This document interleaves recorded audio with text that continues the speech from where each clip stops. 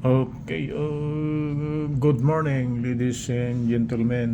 This is Professor David J. De Los Reyes. Happy New Year to everybody.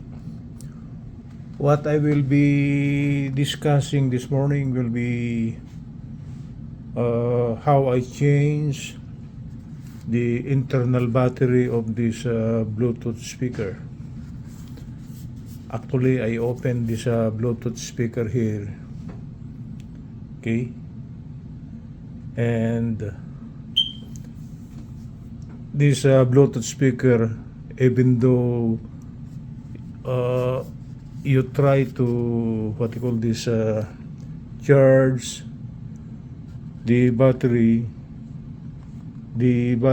will not last longer already. So what I did is that I removed the old single 3.7 volt lithium battery, and for me to use this Bluetooth speaker, I bring out the two terminals of the positive and negative, these black and red, that goes to the battery, that goes to the 3.7 volts. I throw the old 3.7 volt. So what I did is that after bringing out the positive and negative, I got the battery holder here, which could accommodate six 1.5 battery.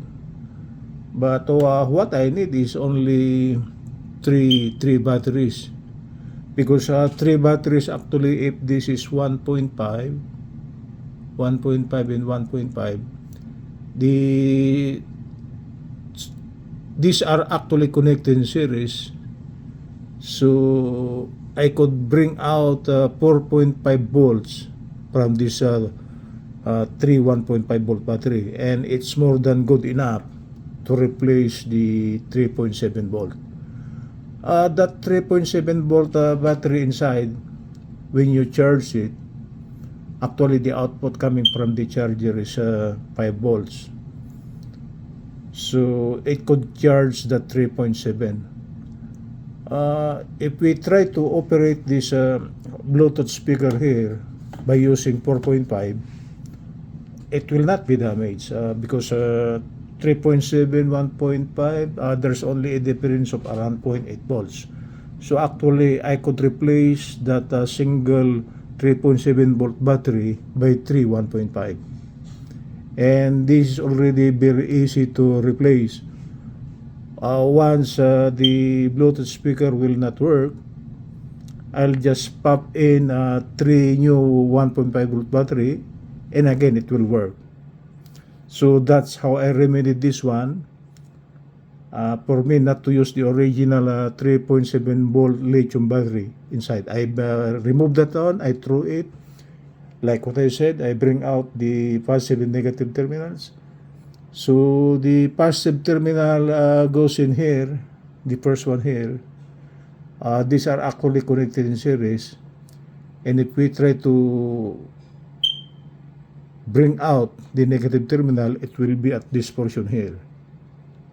So if we try to check it, if it works, like what I said, this is the positive terminal. Okay, they are connected in series, and this is the negative terminal.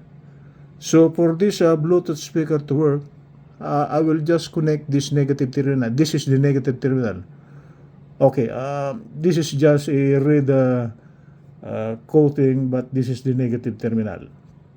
So for me, as an engineer and electronic enthusiast, there will be no problem making the connection. I will just connect this red thing here. This is the negative terminal.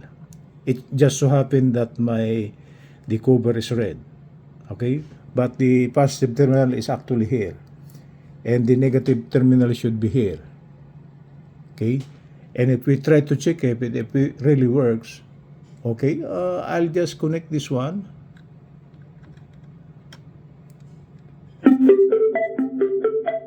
And you could hear it, the Bluetooth Bluetooth mode. speaker works. Okay, see, so this is now in Bluetooth mode.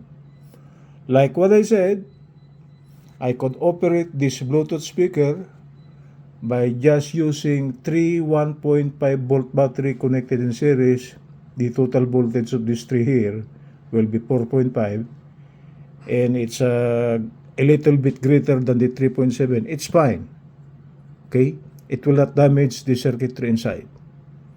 Okay. Okay, I will repeat it one more time. I will remove this one. Okay. And if we could verify if this 1.5 volt battery actually operates this Bluetooth speaker, again, I will try to connect this one.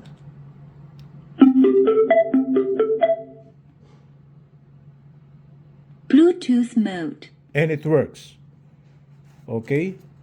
Okay, that's it, guys. That's how I replace the original 3.7 volt battery of this Bluetooth speaker by using three 1.5 volt batteries. Okay, good evening from Los Angeles. This is Professor David J. De Los Reyes.